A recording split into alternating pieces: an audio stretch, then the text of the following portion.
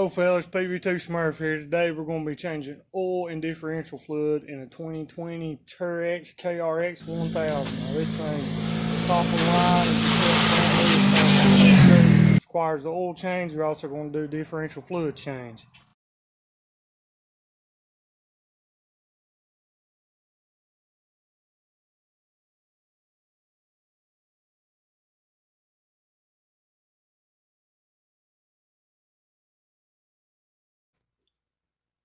Alright fellas, listed here are the tools you're going to need to complete this job.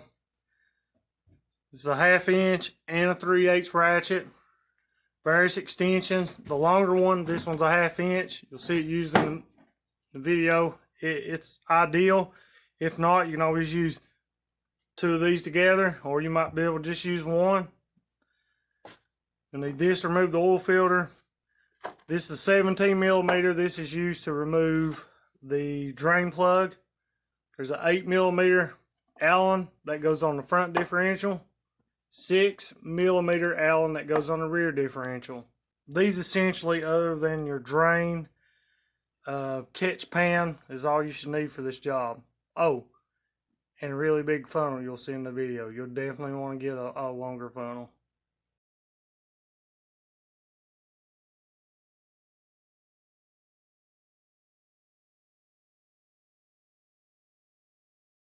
One of the most important things you'll need for this job are safety glasses. Make sure you wear them. They're important. You got 2 eyes, wear them. Best thing about this, I don't believe we're going to have much trouble with needing any ramps. Alright, no jack required. Alright, so when you get underneath the back of this specific unit to get to the actual engine oil, you look for underneath the back of it here. This being the back. Here's the muffler, which would be the right side. Underneath the back of it here. As you can tell, the skid plate that's on here, it's a be a good time if this is not the first oil change. This would be a good time anytime.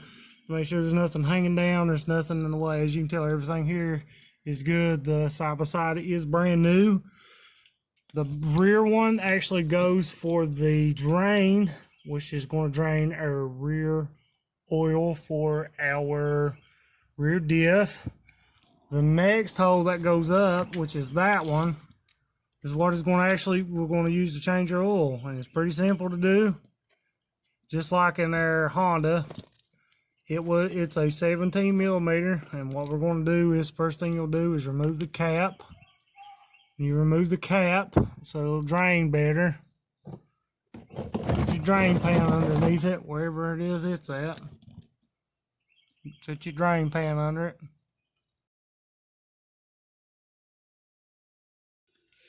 Take a 17 millimeter. Jump in here. Now feel now, make sure you're putting it on it, because you sure don't want to mess this up. Get this up on here. Loosen it up. See how simple that was? One thing you want to make sure while you're underneath here, as I said before, is make sure you got a good rag with you, because more than likely you're going to get oil on you.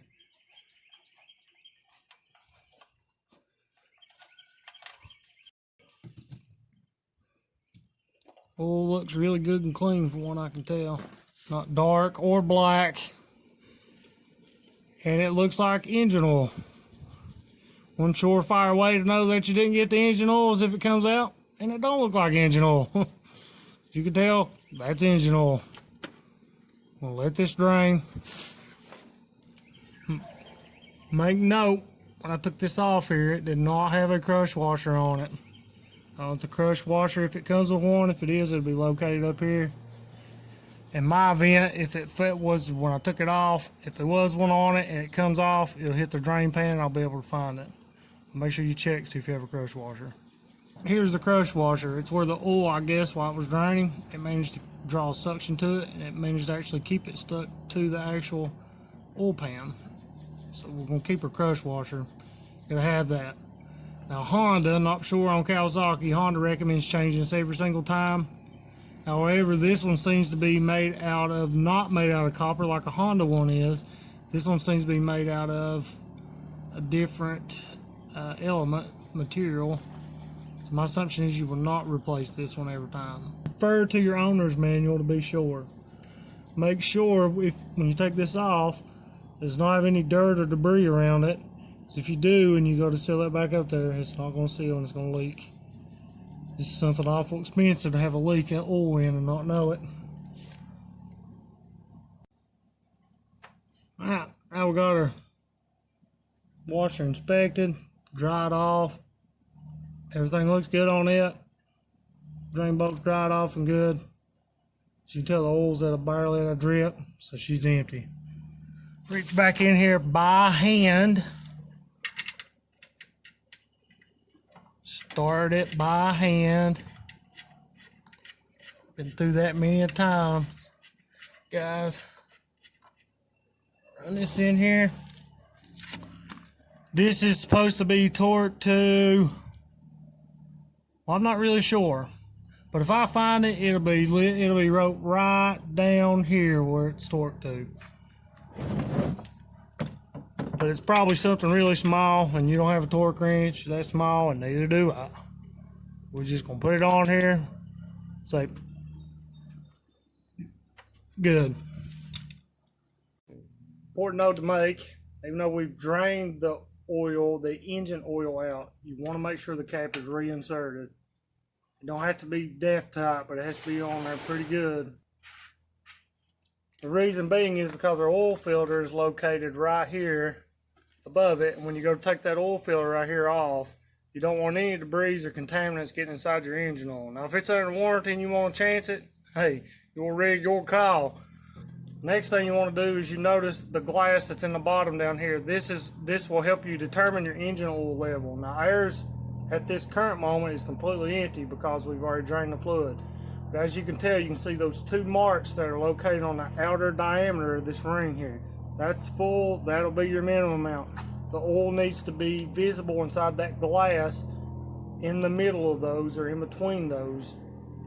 The most important thing that you also want to look at whenever you do this specific project is making sure that you remember when you put your oil back in it with your new filter that glass might show it's a little bit too high because your oil filter is mounted at an angle.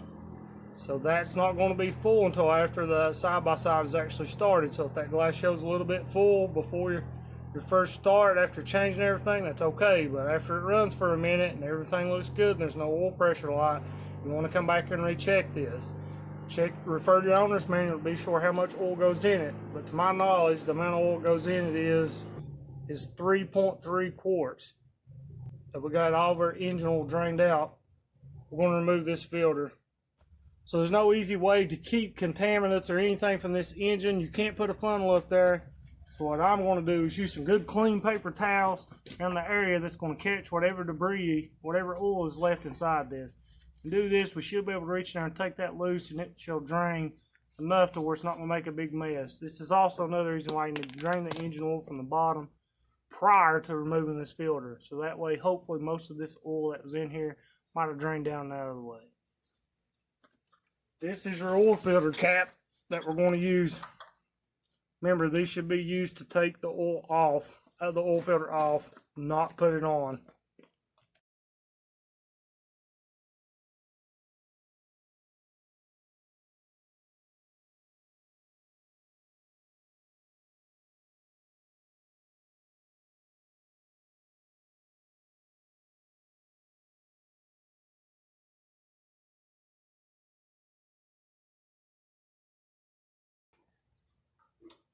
So in order to do this, you're probably going to need an extension because you're not going to get a big enough swing on this. That would depend on what size your actual oil filter cap wrench is. Loosen this up, drain your oil. Loosen this up, remove the filter.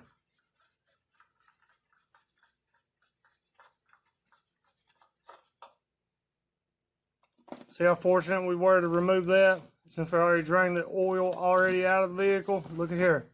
No oil draining, didn't come down. Also, that's keeping contaminants from going out. Make sure we want to wipe around the ring of this where it seats at. If there's any contaminants on that and you go put the filter on there, it will leak. And as you can tell from the position it's at, it will leak all the way down. It'll run down the entire engine and it's going to smell.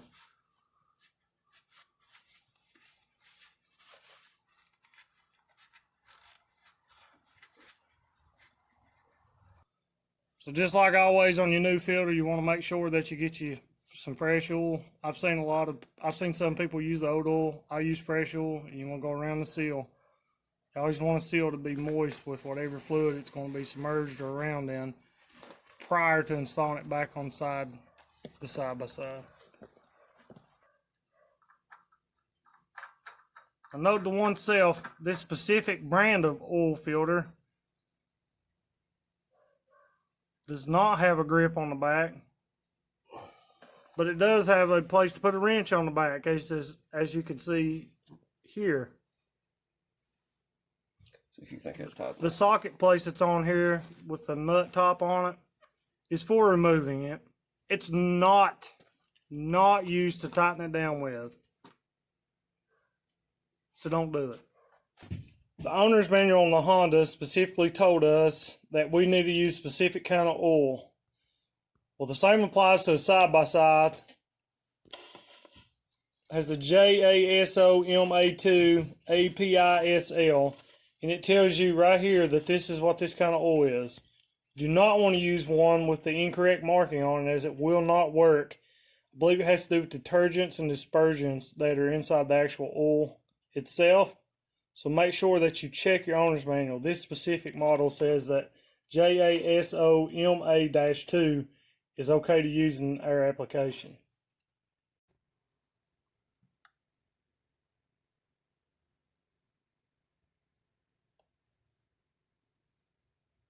So right at this current moment, as you can see, as indicated on our field glass, the level it's at, it only has 3 quarts in it. So you think, well, I mean, that could possibly be good. But as I just previously mentioned, you have to remember the oil filter does not have any oil in it at all. It's very important to make sure that you fill this up correctly, because when this starts, this level will go down. So after being started for a mere 20 seconds, if that, you can see that this glass does not have any fluid left in it whatsoever. It lets us know we're going to need more than 3 quarts of oil in it. So add appropriately. Check your owner's manual. A note to oneself that is not on there very tight.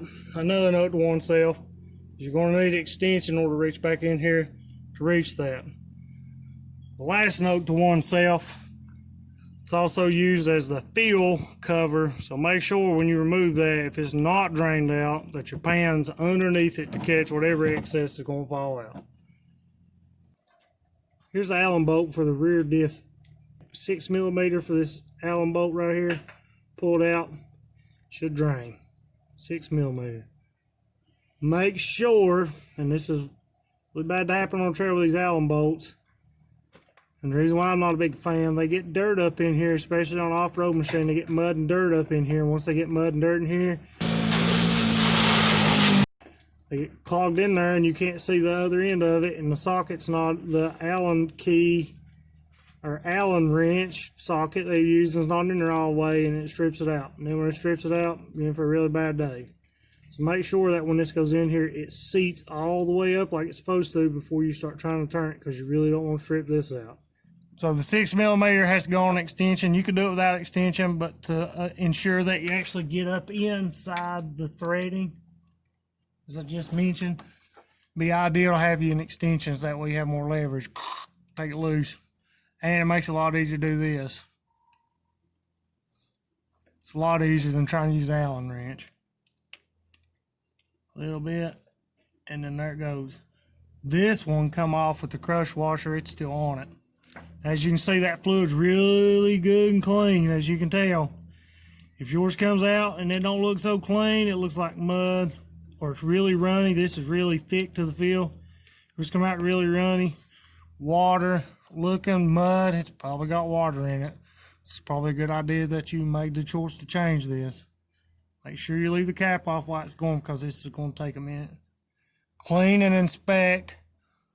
Make sure you clean and inspect this washer to make sure it doesn't have any contaminants on it before you put it back in there, because this does stay in the dirt.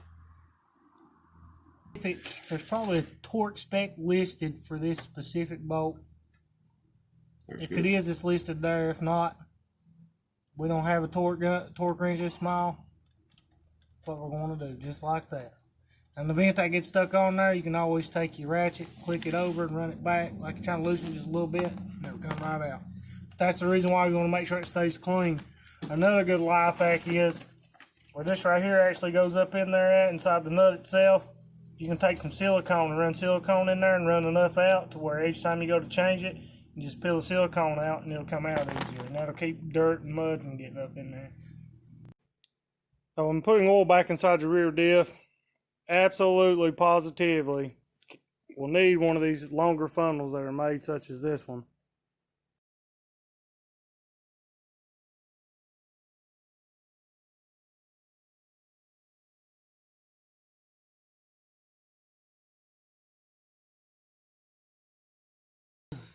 As indicated here, as you can see, this is full. The extension on it this time makes it a lot easier to put it back on. But remember, this does not have to be deathly tight. There's a seal around this. There's a seal around that specific cap right there. Make sure your seal's still on there before you put it back on there. Make sure it's not damaged. Just like that, she's on there. Now change this front differential fluid. This is looking from the right side of the vehicle, or passenger side, or drain bolt here. Make sure you clean the surface around this bolt before you take it loose, especially being an off-road vehicle. It will have dirt and contaminants in here. You want to make sure you get that clean before you take that loose. You do not want those contaminants contaminating the gear and the things inside the case here. This front one is also a 27mm.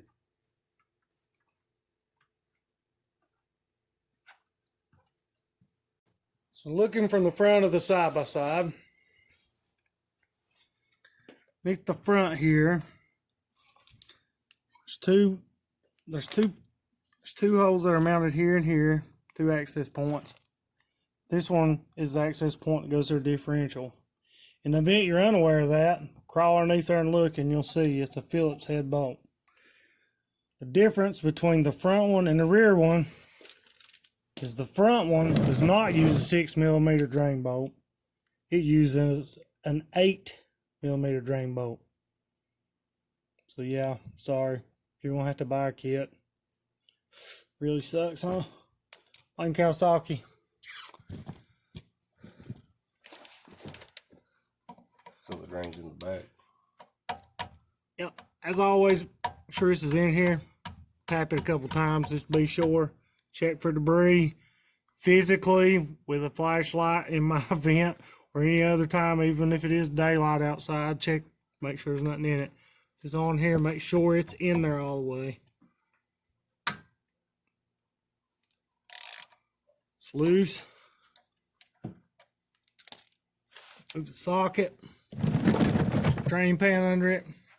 I went to remove the filler cap, but it's so full that it's leaking out of where you feel it. So I just tighten it back up to where it's not leaking out of the filler cap. And we'll drain this. Then after it drains for a second, I'll remove the filler cap so it'll drain faster. And see, that looks pretty clean, right? This front one has a rubber O-ring on it, whereas the rear one did not. The rear one had a washer on it. That's specific to know. If this O-ring's damaged, replace it. Don't cheap out. The front differential drain plug, as seen here, has a magnet on it. Do not be alarmed if you take this off for the first time, for the first service, as we're doing, as I'm doing, as hopefully you're going to do, and you see metal shavings on this magnet piece here. That's perfectly normal where it's factory and everything's getting wear. If there's excessive shavings on it, you're probably a little rough on your rig there. Clean it off really good. Make sure you inspect this seal here to make sure that there's no kind of damage to it whatsoever prior to reinstalling it. Now we're going to reinsert this back in here. Our 8mm. Torque spec for this is listed on the screen in the event I didn't find it's not listed. Usually specified torque wrench. Me personally, don't have a torque wrench that small. Third time in this video, so I'm just going to tighten it up. Feel it right there, and it's gonna say, call it good. Guys, thanks for watching. If there's anything that I missed, could have fixed, could have done better, good, bad, ugly, let me know in the comments below. As always, guys, remember, your rig, your call.